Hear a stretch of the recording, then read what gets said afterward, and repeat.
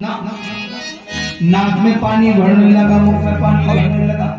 ग्वाली ने कहा गुरु जी एक बार सीताराम कह दो, एक बार कह दो। विचार करो आप, ऐसा क्यों हुआ? क्योंकि ग्वालिनी को गुरु जी की बात पर विश्वास हो गया, लेकिन गुरु जी ज्ञानी है, ज्ञान का अभिमान है, देवमान है, इसलिए वो कथा तो राम की कह रहे हैं, लेकिन राम के नाम पर विश्वास नहीं है। इसका कारण ये है पर उपदेश समाज में हमारी बात का असर क्यों नहीं हो रहा, उसका कारण है,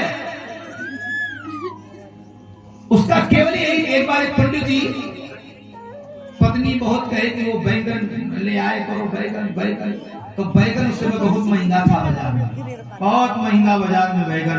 और पंडित जी ने सोचा क्या करें, तो कथा बोलते बोलते बोले भाई बहनों आज के बाद बैगन की सब्जी कभी न बनवाना। क्यों? बोले बैगन में महादेव रहते हैं। बाजार में बैगन आए, कोई लेने वाला नहीं, महादेव। पंडित जी ने 2-4-5 बुरियां भरी, इतना सस्ता मिल गया। तो पर उपदेश कुछ बोलते विचार करना। इसलिए मेरे भाई बहन, प्रथम भगत संतन कर संगा और दूसरा रतिम कथा। हमारी कथा हो, हे समझी मैया, मन कर्म वचन के साथ व्यक्ति कथा को सुनता है तो उसका जीवन जैसे में होता। दूसरा भाव आपको सुनाए, मन कथा प्रसन्नता। मैंने शायद आपसे चर्चा भी की थी कि हनुमान जी लंका गए, जानकी जी को कथा सुनाई, रामचंद्र गुण पर नहीं लागा, तो भाई तो सुनते सीता कर दुख भाग। राम कथा में आनंद है, राम कथा शशि किरण समाना और संत चकोर नरे जही। राम कथा सुन डर कर तारी तो संशय भी ये कथा कि जिसे सबर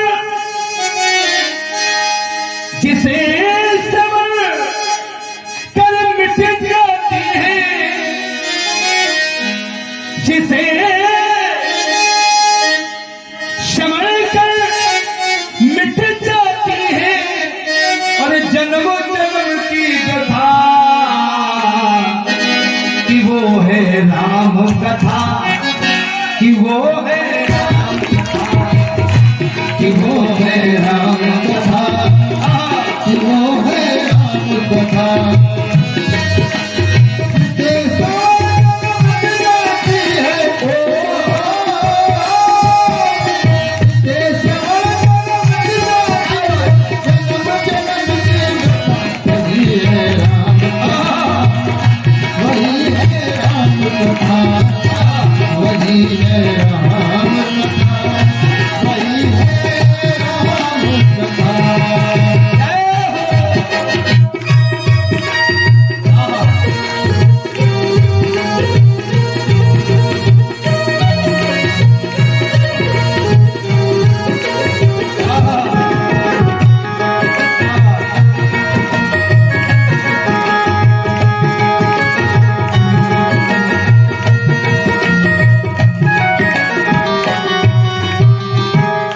इसके बाद मां भगवान की कथा में जाइए, मन कर्म वचन के साथ जाइए। हाँ, और कुछ अच्छा एक बात और समझना माता जी, ये न सोचे कि कथा में जाने के बाद हमें कुछ मिलेगा नहीं ना। आपको प्रत्यक्ष भले ही कुछ न मिले, लेकिन आप प्रत्यक्ष भगवान सब कुछ दे देते हैं।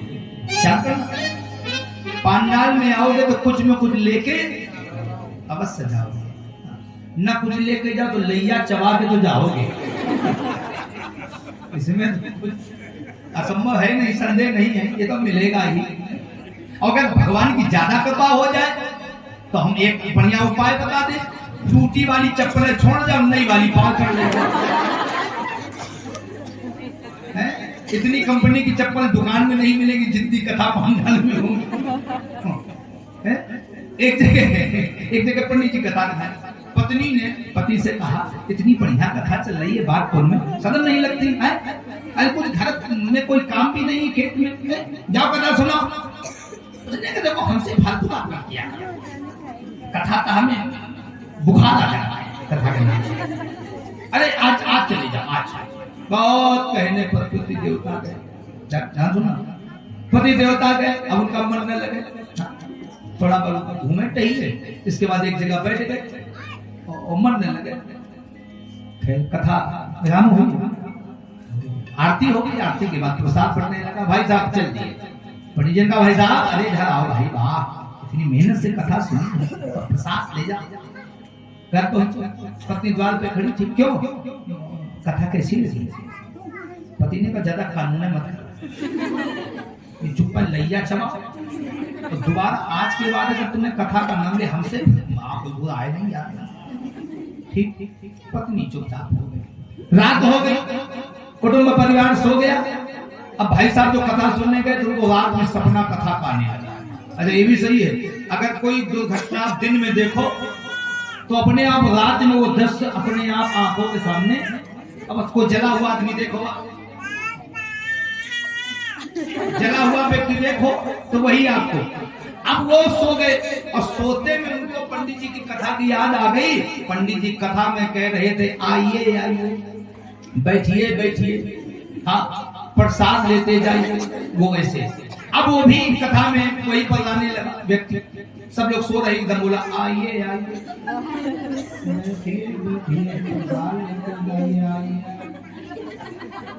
बच्चों ने कहा पापा लेट जा, तो हमारी सौगंध है, काहे मो दिमाग खराब कर। लेट 10 मिनट फिर चालू, आइए आइए, बैठिए बैठिए। पत्नी ने कहा तुम्हारे पाँव छूती है, आज के बाद कबहू नहीं कही तुम कथा में मरोगे।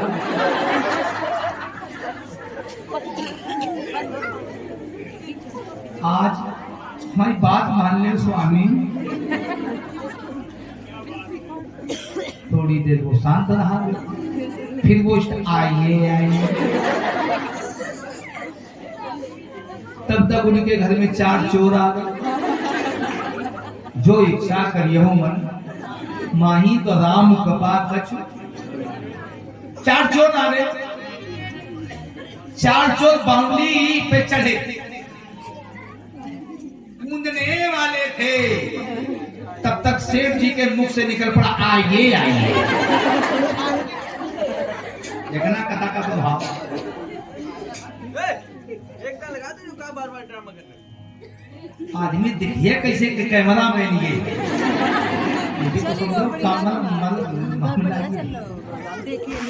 जैसे जब विवाह होता है तो माताएं गालियां देती हैं, गालियां देती हैं दूल्हे के पिता को, जीजा को, फूफा को। तो जीजा फूफा हुई से निकल दे देंगे, हमें देव हम फूफा वो देखा नहीं रहा कि अम्मा बैठी नहीं, बैठो से भैया थोड़ी देर बंद कर दो। हम कैमरा वाले से है नहीं, माँ को ऐसा ही जाए। हाँ थोड़ा शांति से बेच मत करना है। हाँ अब एक बार ठीक है, बोलो गोविंद भगवान की, सियावर रामचंद्र की। ये सबसे खतरनाक ये चीज है, ये कैमरा सबसे खतरनाक। हाँ। अगर ये कैमरा की सचमुच हालत किसी से पूछो तो किसी नई नमेली बहू से पूछो जो को बियाह हो, वह बताइए कैमरा वाला ना जीने देता है ना मरने देता। प्लीज थोड़ा स्माइल।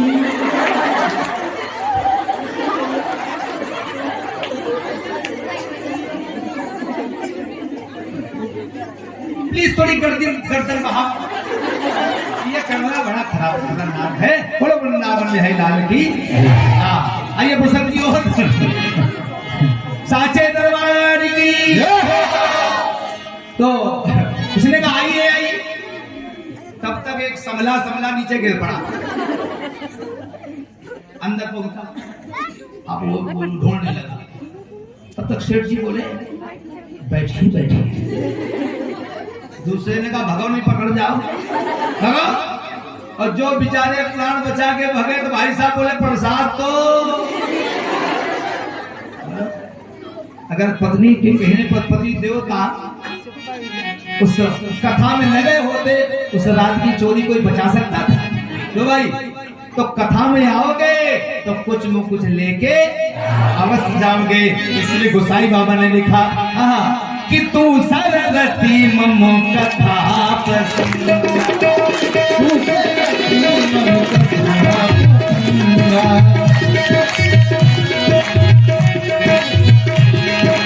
गुरुपति पंकज से तीसर भक्ति अमान चौथी भक्ति ममो गुणगण करही कपट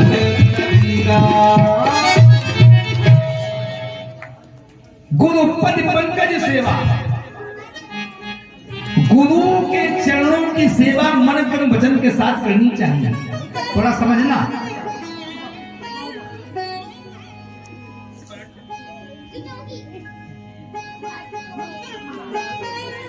गुरु गुरु नहीं है। गु माने अंधकार, रू माने प्रकाश। जो आपके जीवन में अंधेरा है और गुरुदेव का दीपक हमारे जीवन में हो तो अंधकार भी प्रकाशमय हो जाता है। आज समझ में आई? गुरु से ज्ञान, गुरु से राम। जीवन में राम चाहिए तो गुरु हो। ऐसे समझो जैसे दूध में पानी मिला हो। दूध में एक बार पानी मिल जाए तो दुनिया की कोई मशीन उसको अलग नहीं कर सकता। हाँ, लेकिन एक बगुला होता है, बगुला में सामर्थ्य है कि नीर से छीड़ को अलग कर दे और छीड़ से नीर को अलग कर दे। बगुला में ये सामर्थ्य है। तो ये गुरुदेव हमारे जीवन में बगुला ही है। विकारों को हटा करके, राग को हटा करके भक्त के जीवन में अनुराग जो डाल दे उसी का नाम गुरु है। गुरु पद पंकज सेवा तीसर भक्ति अमान चौथी भगत मम गुणगण करही कपट तज। एक बहुत अच्छी बात सुन लो। एक बार एक महात्मा ट्रेन में सफर कर रहे थे, ध्यान तो सुनना आप लोग। लाल लाल कपड़ा पहने, दो चार लोग वहां बैठे तो वो आपस में बात करें। संत को देखते, देखो भैया देखो, इनमें हमें कोई अंतर है? तुम बताओ, है? केवल कपड़ों का अंतर और कोई अंतर नहीं। हाँ, इनमें हमें कोई अंतर नहीं। और ये है संत होता, लाल पीला कपड़े लगने से कोई संत होता? महात्मा सब सुनते रहे, ध्यान सुनो, सब सुनते रहे। भैया इधर आओ, क्या कह रहे हो? माना ये कह, हमने तुम्हें कोई अंतर नहीं। महात्मा ने कहा, हमने कब कहा दिया अंतर है? हमें तुम्हें कोई अंतर नहीं है। क्यों? बोले जितना तुम्हारा सामान उतना हमारा सामान, जितना हमारे पास उतना तुम्हारे पास। तो भाई आंख हमारी तो आंख तुम्हारी, तो हाथ हमारे तो हाथ, तो हमने तुम्हें क्या अंतर है? महात्मा ने तो कोई अंतर नहीं, इतना कहा। देखो अब संत ने सोचा कि अंतर तो बताना ही पड़ेगा। हम में तुम में बस भेद यही, हम नर हैं तुम नारायण हो। हम हैं संसार के हाथों में तो संसार तुम्हारे। अंतर कैसे नहीं है साहब? कोई बात नहीं। संत जी ने उस व्यक्ति से इतना प्रेम बढ़ाया, इतना प्रेम बढ़ाया, ये अब तो बातचीत होने लगी। एक जगह एक स्टेशन पर 2-3 ट्रेन क्रॉस करनी थी, तो गाड़ी को सिग्नल नहीं मिला। तो संत जी ने कहा, भैया थोड़ा जलपान कर लो, ट्रेन तो खड़ी है अभी। दोनों आए, इतने चाय की दुकान में गए, चाय पीने लगे। तब तक ट्रेन ने हॉर्न दिया और चल दी। भाई साहब बोले, गुरुजी महाराज महाराज, ट्रेन जा रही है। महात्मा बोले, जाने दो, ट्रेन का तो आना जाना लगा रहता है। अरे महाराज सामान, महात्मा ने कहा जितना तुम्हारा उतना हमारा। महात्मा ने कहा जितना तुम्हारा उतना हमारा। कीमती महात्मा ने कहा जितना तुम्हारा कीमती उतना हमारा कीमती। जब हमें तुमको कोई अंतर नहीं है तो जाने दो, आना जाना तो संसार। बोले महाराज गया जाने दो, हमारा होगा तो मिलेगा। वो भाई साहब संत के चरणों में गिर पड़े और कहा महाराज आज हमने जाना, हम पूरी जिंदगी कमा करके छोड़ नहीं सकते हैं, अब आप पूरी जिंदगी की कमाई एक क्षण में छोड़ सकते हो। हमने तुमने इतना अंतर है कि हम छोड़ नहीं सकते हैं, अब आप एक क्षण में सब कुछ छोड़ सकते हो। इसीलिए मैं कहता हूं आहा अरे ला ला ला ला ला। एक संत कह रहे थे अरे मुझे मेरी मस्ती कहाँ लेके आई, कहाँ लेके आई, मुझे मेरी कहाँ लेके आई, कहाँ लेके आई,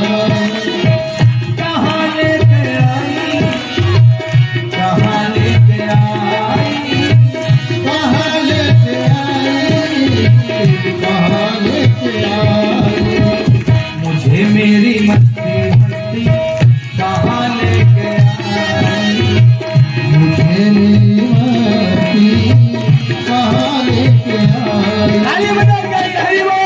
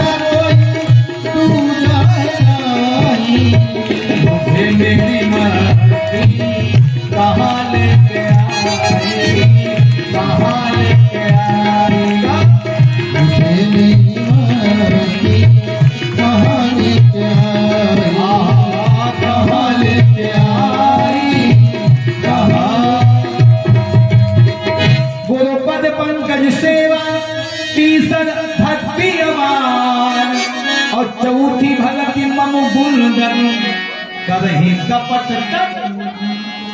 हमारा गान करो, हमारा भजन करो, हमारा स्मरण करो, हमारा ध्यान करो, लेकिन कपट के साथ नहीं, श्रद्धा के साथ, विकार के साथ नहीं, अनुराग के साथ, अश्रद्धा के साथ नहीं, श्रद्धा के साथ हमारा जो भजन करता है, चिंतन करता है, मनन करता है, उस पर हम कृपा करते हैं। अच्छा, फिर पांचवी भक्ति में भगवान ने कहा आहा कि मनते जाको मम जड़, मनते जाको मम जड़ विश्वास के साथ मनते जापो मम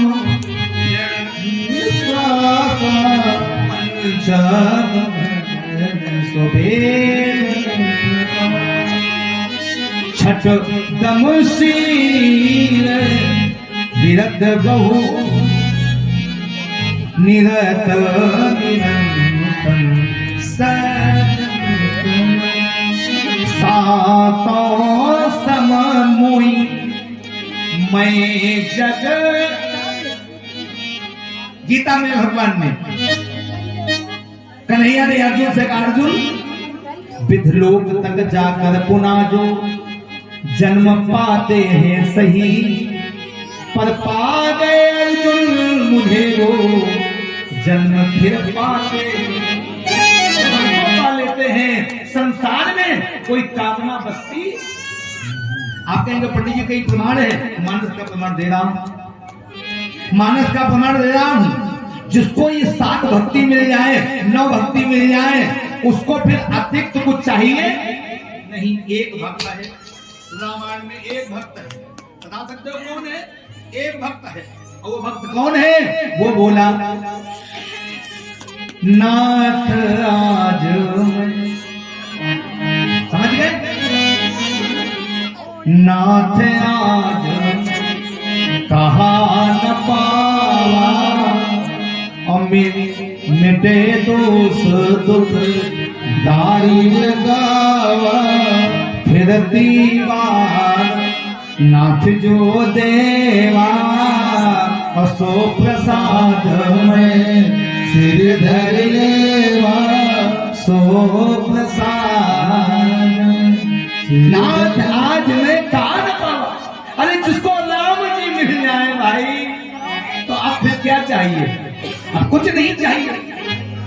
इसलिए भगवान कहते, सातों सम मोई में जग देखा, मोते अधिक संत कर लेखा, आठों जथा लाभ संतोषा, सपने नहीं देखई पर दोषा, नवम सरल सब छन छन हीरा, अमम भरोसे हरस नवीना।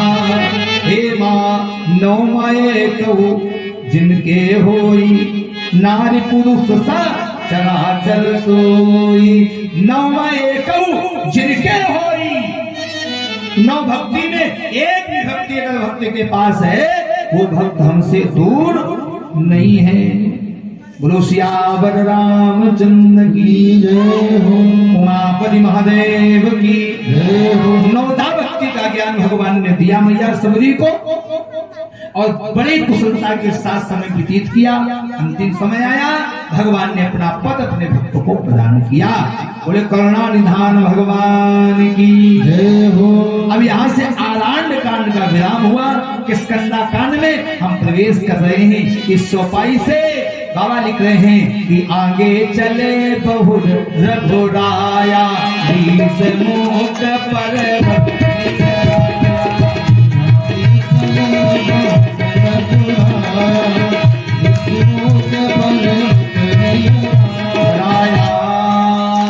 भगवान ऋषिकुंड पर्वत पहुंचे। सुग्रीव के कहने पर भगवान ने बाल का वध किया, और जब बाल का भगवान ने वध किया, तब बाल ने प्रभु से कहा, धर्म हेतु अवतर गुसाई, मारे मोही व्याधि की नाही, मैं बैरी सुग्रीव प्यारा, कारण कवन नाथ मोहि मारा, अनुज बधू भगनी सुत नारी, सुनसठ कन्या समयाचारी, इन्हें कुदिष्ट बिलो कहे जोई, आय बधे कछ पाप न होई। कई बातें रखी। अंत में बाली ने कहा, प्रभु एक बात बताओ, आपने हमारा वध क्यों किया?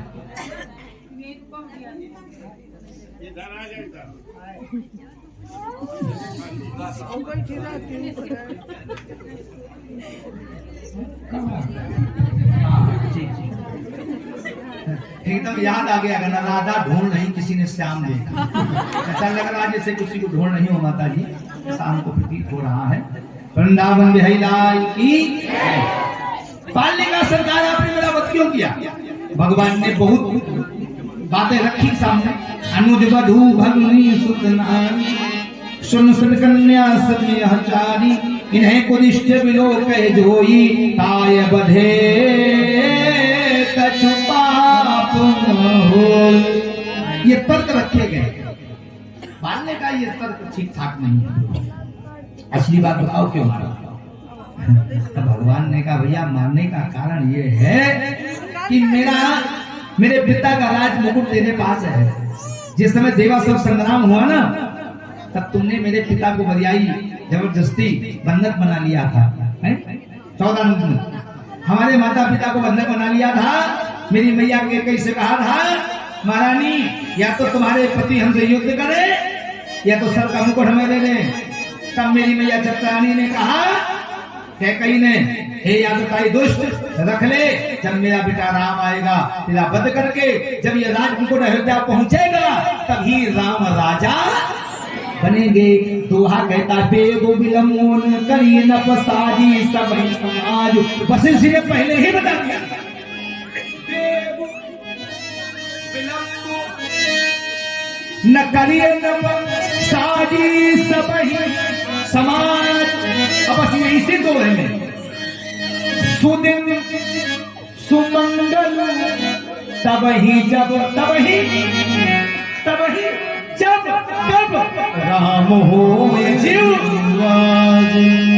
इसलिए बाल ने मुकुट दिया और जब मुकुट राम को मिल गया तब भगवान बोले, अचल करो तन राघव प्राणा, अचल करो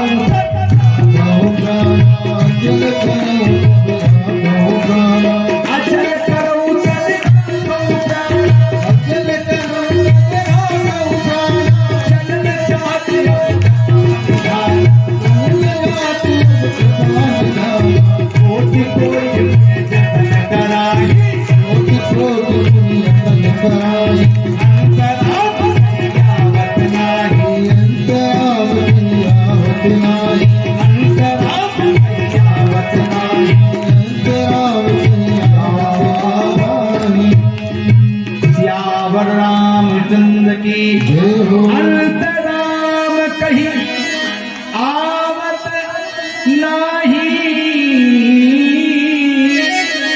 अंत राम कही आवत नाही।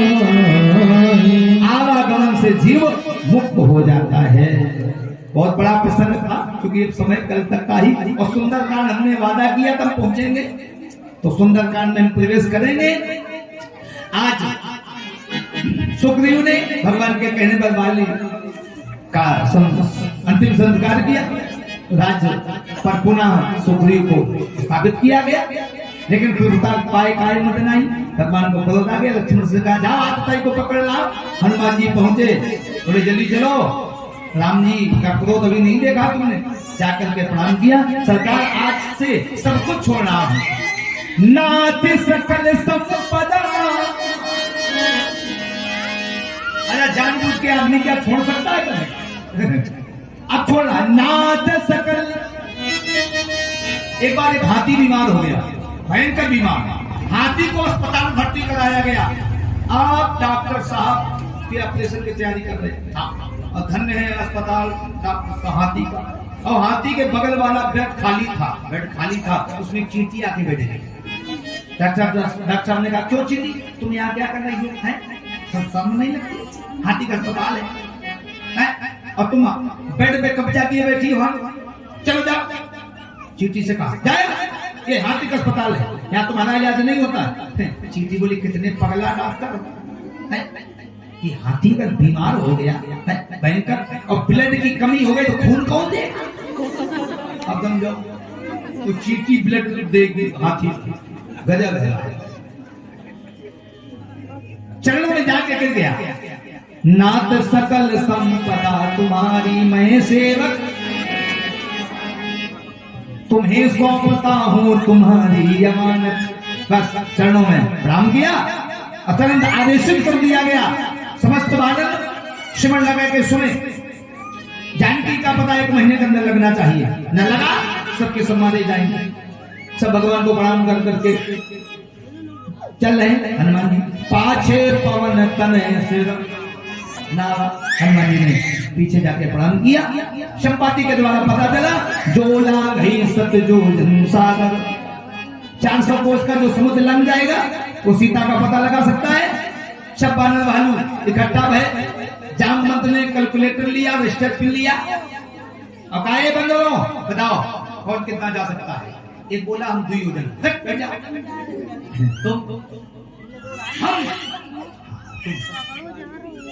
हम हाँ तुम कई वजन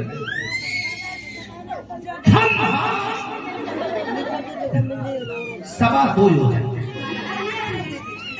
किसी ने कहा 10 योजन, किसी ने कहा 20 योजन, किसी ने कहा कुछ, किसी ने कहा कुछ। हाँ, उसी समय बाबा लिख रहे हैं कि अंगद का जाऊं मैं, चला जाऊंगा। अच्छा, तो बड़ी खुशी की बात है, चले जाओगे, अच्छी बात है, तो जाओ। देखने का पूरी बात तो सुनो।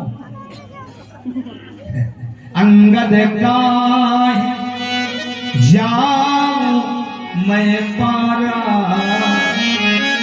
जिय संशय कछु फिर। समस्या लौटने में, जाने में कोई समस्या नहीं, लौटने में समस्या है। काई की समस्या? बोले समस्या कई है, कितनी तुम्हें बताएं? बताओ, 1-2 समस्या हो तो बताएं, और समस्या बताते रहेंगे तो 10:35 हो गया, 15 मिनट हो बचेगा था। तो हनुमान जी ने कहा हमें जल्दी भेजो, तुम अपनी समस्या अगले साल बताना। हनुमान जी ने कहा छुप साथ रहो बलवाना। हनुमान, तुम चुपचाप बैठोगे तो राम के काज का क्या होगा? तुम्हारा जन्म अवतार भगवान के काज के लिए हुआ है, और तुम्हारे लिए बाबा लिख रहे हैं कि कवन सुकाज कठिन जग माही, और जो नहीं हो तात तुम पाही। हनुमान, तुम्हारे लिए कौन सा कार्य है जो मुश्किल भरा हो?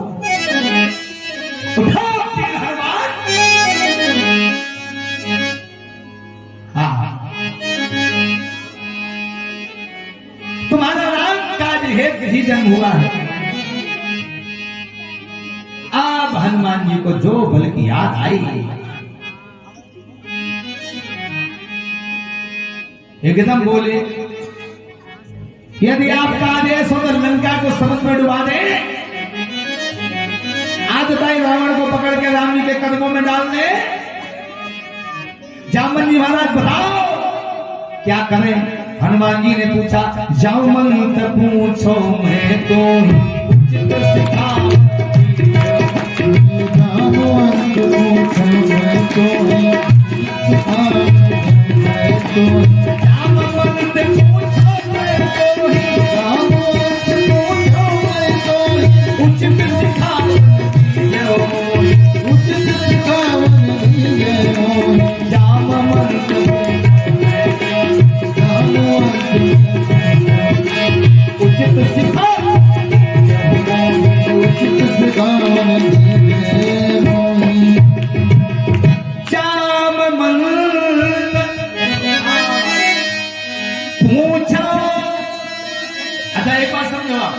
हनुमान जी किससे पूछ रहे हैं? बोलो भाई, किससे पूछ रहे हैं? जामवंत जी से। अब आप बताओ कि विद्वता में सबसे विद्वान जामवंत जी हैं कि हनुमान जी? ज्ञानियों में पहली गिनती जामवंत की आएगी कि हनुमान जी की आएगी? बोलो भाई, जामवंत की आएगी। अम्मा जामवंत कही रही।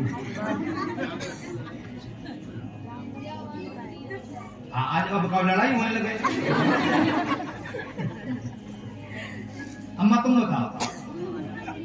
कह रही सबसे ज्यादा विद्वान पूतना।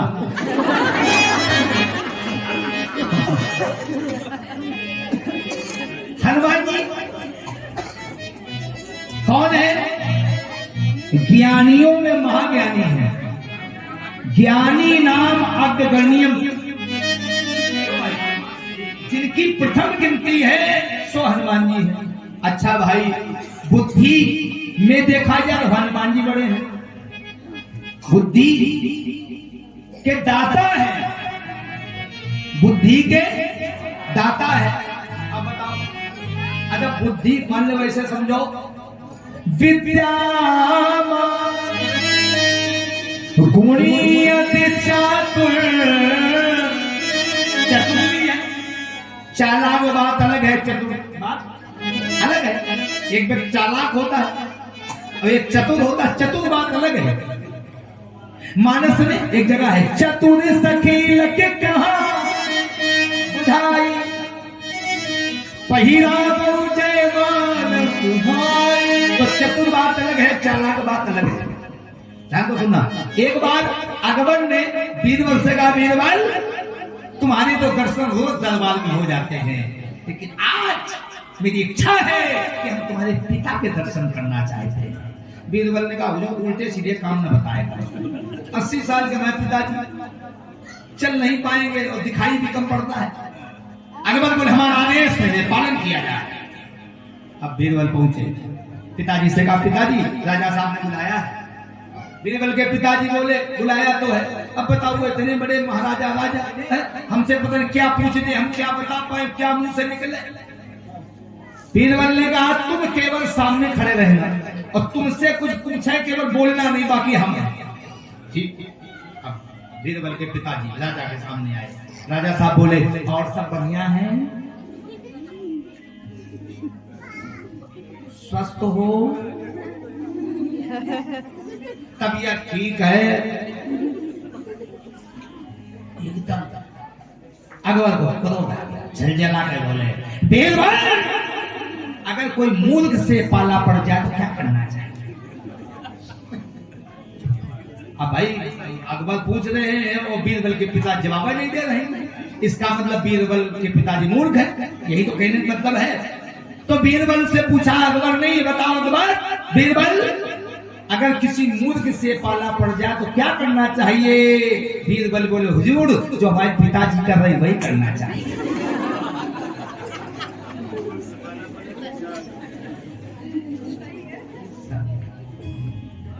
एक आदमी सब नीचे करके चलता था और सबसे भिड़ जाता था, और जब भिड़ जाता कहता, तुम बड़े गधे हो। भिड़ता अपने था और सामने तुम बड़े गधे हो। एक दिन गधे से भिड़ गया, गधे से भिड़ गया, जो बोला तुम बड़े, जो देखा गधे बोले, आप तो आप ही हो।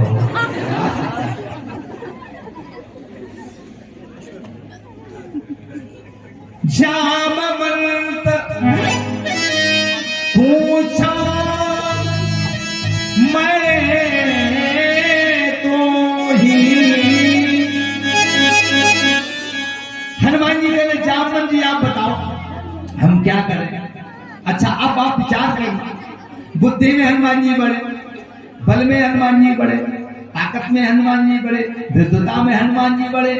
तो भगवान शंकर से पार्वती जी ने कहा, बाबा हनुमान जी तो आपका दूसरा रूप है। बोलो भाई, शंकर स्वयं केशरी नंदन। तो एक बात नहीं समझ में आई कि हनुमान जी जब हर मामले में बड़े हैं तो वे जामवंत जी से क्यों पूछ रहे हैं?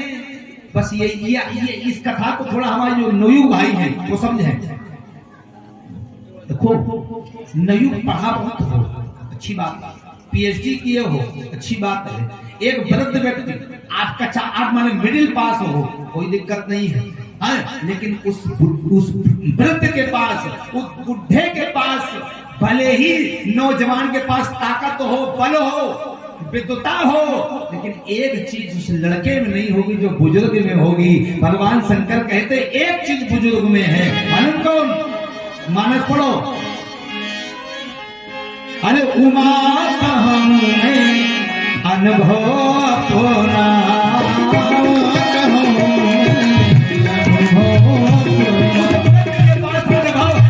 उमा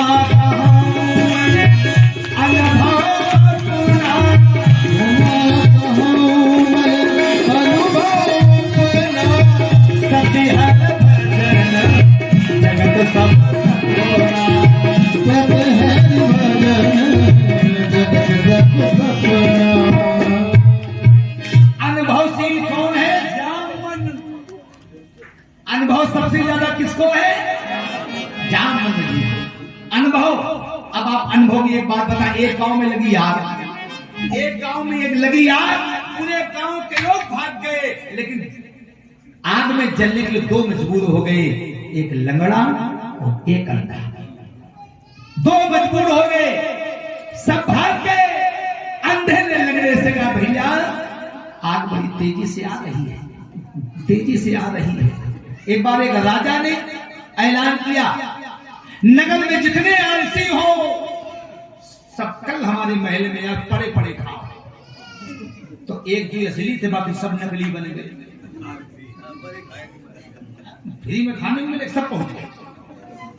राजा से मंत्री ने कहा, सब आ गए आलसी। बोले जाना कैसे जाए? मंत्री ने कहा, जहां ठहरे था बंगला में आग लगवा दी। आग लग गई तो नकली वाले भाग गए। दो पड़े असली, भयंकर आग लग गई। दो पड़े। एक आलसी ने दूसरे से कहा, भैया माचिस है तो बीड़ी जलाएंगे। एक ने कहा, आग वो है हम जला लें। दूसरा आलसी बोला, पागल हो, आग खुद इधर आ रही है, हम चले जला लेंगे।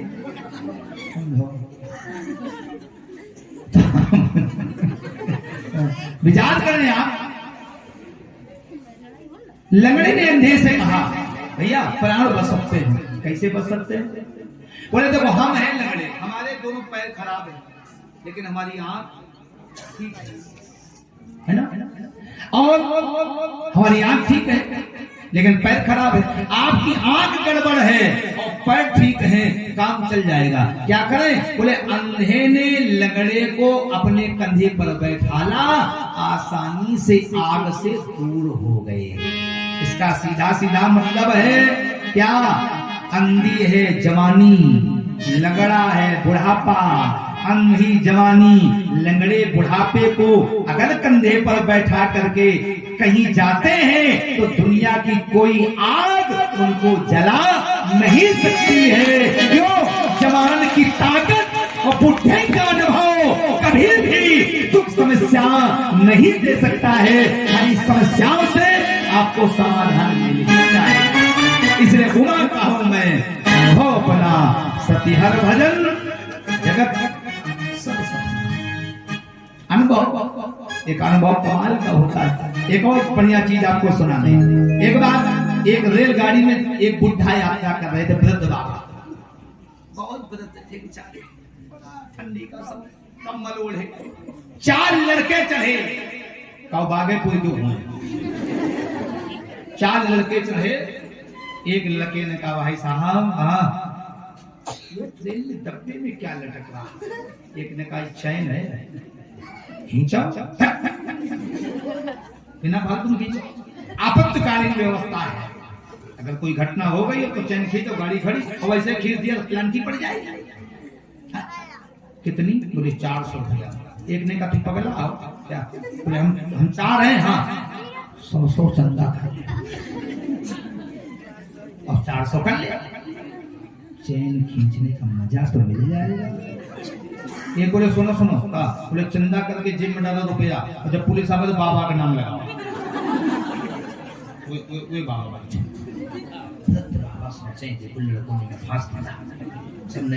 चैन खींचते, गाड़ी रुक गई, पुलिस आ गई, किसने खींची, कौन है? 4 लड़का ने से बोला, बाबा। क्यों? बाबा होकर व्रत होकर